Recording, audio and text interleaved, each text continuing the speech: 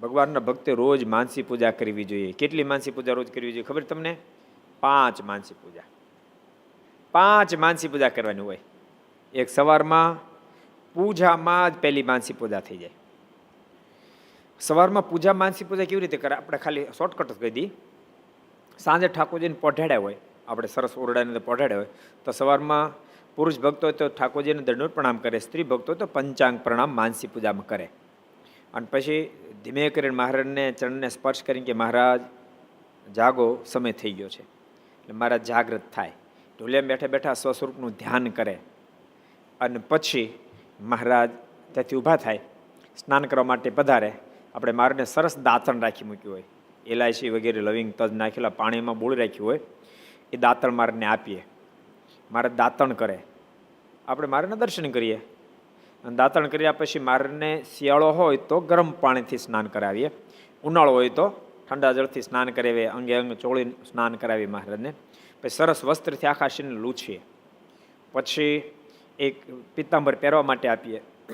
એટલે મહારાજને પછી આપણે ઓરડામાં લઈ જઈએ. મહારાજને પહેલાં કપાળમાં તિલક ચાંદલો કરી દઈએ, હૃદયમાં બે બાહુ પર તિલક ચાંદલો કરીએ. પછી મહારાજની આરતી ઉતારીએ આપણે. અને મહારાજની આરતી ઉતાર્યા પછી મહારાજને નાસ્તો કરાવીએ. થેપલા જમાડીએ, દહીં જમાડીએ, રોટલો ને દહીં જમાડીએ, ભાખરીનું દૂધ જમાડીએ, પીઝા જમાડીએ. અત્યારે એમાં કાંઈ પીઝામાં કાંઈ થોડું પાપ છે. હા, પીઝા જમાડીએ, ઢોસા જમાડીએ. આપણે જો કે આપણે તો ઠાકોરજીની કૃપા છે. બ્રહ્મસ્વામી તમને પીઝા આવડે છે? જોયા છે? જોયા નથી ને, એ નવો જમાનો આવ્યો પીઝાનો. એટલે જેવી ભાવના થઈ પણ પવિત્રપણેનું ભોજન ભગવાનને જમાડીએ. અને ત્યારબાદ મારને વસ્ત્રાભૂષણ ધારણ કરાવીએ. જો શિયાળો હોય ને તો મારને સુરવાળને જામો પહેરાવીએ. અને સુવર્ણના આભૂષણો, સુવર્ણની અંદર સાચા હીરા જડેલા એવા સુવર્ણના આભૂષણો વિશેષ ધરાવીએ. અને માથે સાફો બાંધીએ, બોકાની વાળીએ. અને પછી મારની આરતી ફરીવાર શણગાર ઉતારીએ. અને પછી મારા સભામાં બિરાજમાન થાય. આવી રીતે ઉનાળો જો હોય તો પછી મારને પિત્તાંબર ધરાવીએ, ખેસ ધરાવીએ, ગુલાબનો હાર પહેરાવીએ. અને મસ્તકને ક્યારેક ખુલ્લું રાખીએ ને ક્યારેક પાક પહેરાવીએ, આપણે જે ભાવના. એવી રીતે મહારાજને આપણે વસ્ત્રાભૂષણ ધારણ કરાવીએ. અને પછી મારા સભામાં બિરાજમાન. આવી રીતે સવારની માનસી પૂજા કરવાની હોય. માનસી પૂજામાં મહારાજે બહુ મોટો મહિમા કીધો.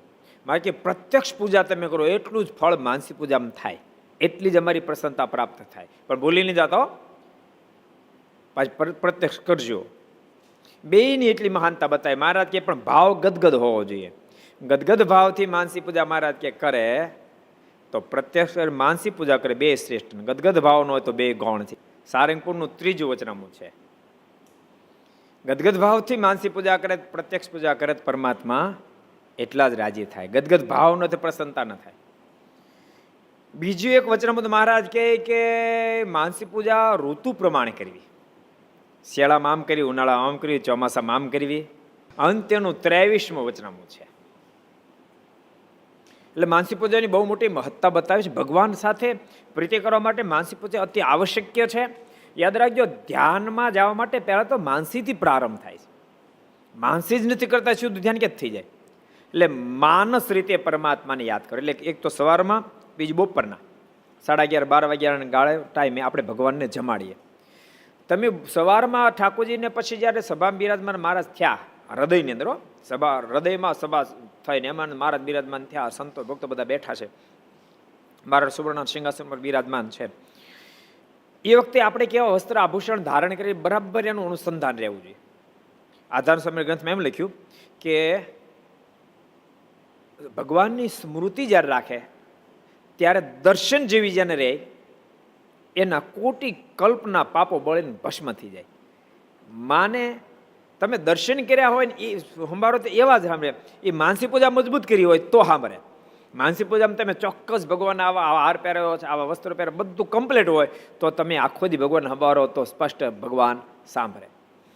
એટલે સવારમાં માનસી પૂજામાં જેવા ઠાકોરજી વાઘા વગેરે ધારણ કરાવ્યું હોય બરાબર અનુસંધાન હોય. આવો સોફો છે કે આવું સિંહાસન છે કે આવા વસ્ત્રો છે.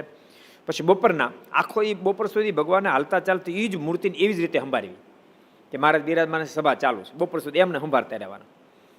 મહારાજ કીધું હાલતા ચાલતા ખાતા પીતા સર્વી ક્રિયાની અંદર ભગવાનને સંભાળે તો ભજન બે ત્યારે સાંભળે. આખો દાડો નો સાંભળે ભજન બે ત્યારે નો સાંભળે. કેટલા વચનામૃત છે? પ્રથમના 23માં વચનામૃત મહારાજ કીધું. લો મારે કે બાકી ઘોડો આજ પાણી ઢોળે પછી કાલ ઢોળે પાછો તો પાણી સુકાઈ જાય, પણ આંગળી જેવી છેડ જો અખંડ વહેતી હોય તો ત્યાં પાણીનો ધરો ભરાય.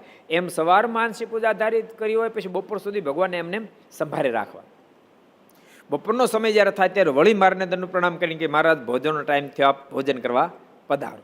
એ મારાને આપણે વિનંતી કરીએ. અને પછી મહારાજ સિંહાસન પર બિરાજમાન આપણો હાથ પકડી કાંટું પકડી મહારાજ સિંહાસનથી નીચે ઉતરે, સાંકળી પહેરે અને પછી મહારાજ પધારે. મારે આપણે જે વસ્ત્રો ધારણ કર્યા, શિયાળો હોય તો જામોનું સુરો બધું ધારણ કરાયું હોય, માથે સાફો બંધાવી બધું ઉતારી અને એક સાદી ધોતી પહેરવા આપીએ. પછી મારને શિયાળામાં હાથ પગ જ ખાલી દોડાવીએ. હાથ પગ દોડાવી અને મુખારવી દોડાવી મહારાજ કોગડા વગેરે કરે, પછી હાથ પગ વગેરે લૂછી અને પછી મહારાજ સભામાં જમવા માટે પધારે. ઉનાળો હોય તો મારને બપોરના સ્નાન કરાવીએ આપણે, કારણ કે ઉનાળે ગરમી થઈ હોય ને એટલે ખાલી સ્નાન, ભગવાનને સ્નાન કરાવે અને પછી એક સરસ ખેસ પાછો પીતાંબર પહેરવા માટે આપીએ અને પછી મહારાજ ભોજન કરવા માટે પધારે.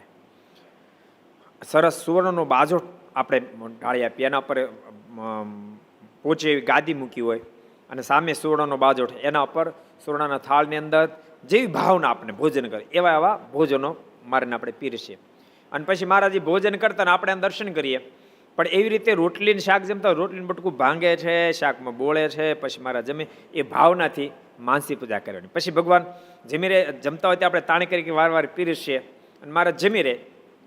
પછી મહારાજને ચડું કરાવીએ. ત્યાર પછી મારને પાન બીડું આપીએ. મહારાજ પાન જમે અને જમતા જમતા મારાને વિનંતી કે મહારાજ પંક્તિ પડ્યા પીરસવા પધારો ને. એટલે મહારાજ પીરસવા માટે પધારે. ત્યારે પંક્તિ પડી હોય, આચાર્ય મહારાજ બેઠા હોય, સંતો બેઠા હોય, પાર્ષદો બેઠા હોય, હરિભક્તો બેઠા હોય. આપણે લાડુ હોય તો લાડુનું પાત્ર આપણે લીધું હોય અને મહારાજ પીરસતા જાય. આચાર્ય મહારાજને પહેલાં પીરસે, પછી સંતોને પીરસે, પાર્ષદોને પીરસે, પછી હરિભક્તોને પીરસે. એવી રીતે ભગવાન બધે પીરસતા હોય એવી ભાવનાથી ભગવાનને આપણે માનસી પૂજા કરી. પછી બધું મહારાજ એક ફેર પીરસે, પછી મારાને હાથ ધોડે, મહારાજ કે તમે તમારી રીતે પીરસી દો, એમ જઈશ ઉતારે. પછી મહારાજ પોતાનું ઓરડામાં પધારે. સરસ ઢોલિયો હોય અને સરસ ઠંડો પવન આવતો હોય અને મસ્ત પવન આવતો હોય. ગરમી હોય તો એસી ચાલુ કર્યું. એમ કઈ માનસી પદે એસી ગોઠવ, એમ કઈ પાપ નહીં થયો, પાછું જોજો ન તરીકે એસી કેમ ગોઠવવું. ક્યારે નહીં અમુક પ્રાંતમાં નહીં, ઠાકોરજીને એ નક્કી કરી નાખ્યું. એટલે લાઇટ નહોતી ત્યારે નહોતી, હવે કે નહીં લાઇટ તો કરાય જ નહીં, એસી તો કરાય ને. એટલે પણ શું વાંધો છે એમાં? એવું નહીં.